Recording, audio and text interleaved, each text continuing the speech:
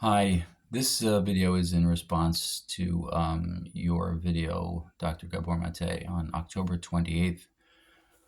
Let me just start by saying I'm a therapist myself, and I was shocked by your presentation.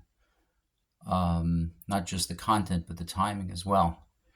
I guess I must have missed the video that you could have made on October 7th, 8th, 9th, 10th, or any point before October 28th, when numerous, as you know, Jews were slaughtered in their homes by Hamas terrorists and Gaza civilians. I'm not sure if you're aware of that piece. And I find it incredible that only on October 28th you put out a video which is essentially calling for compassion for the Palestinians. You mentioned briefly, almost in passing, like a perfunctory statement saying about how the massacres and atrocities can't be condoned. And then you quickly go on to talk about the need for compassion and understanding the history. I find it amazing. Were the Jewish atrocities not sufficient for you to put out a video about? Was what happened on October 7th not enough of a reason to stand alone in a video from you?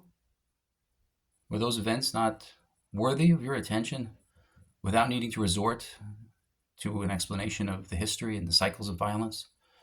I doubt that you would put out a video in which you mentioned the bombings in Gaza only to follow it with a qualification. But you have to know that the Arabs and Palestinians have inflicted heavy trauma and casualties on Israel. I doubt you would follow that with a but. However, somehow, when talking about Jewish atrocities, you have no problem immediately somehow dismissing them by saying, but you have to know there's a cycle of violence. But you have to know that there's a history of Jews and Israelis acting in ways that were harmful to Palestinians. You're a Jew, Mr. Gabor Mate. You make that clear. You survived the Holocaust. You survived it, even as an infant. But you survived the Holocaust. You know what Jews have suffered. Yet somehow you have trouble just identifying with your own people. And I find that very disturbing. And I say this as a therapist who's benefited tremendously from your books, from your ideas on ADHD. I quote very frequently.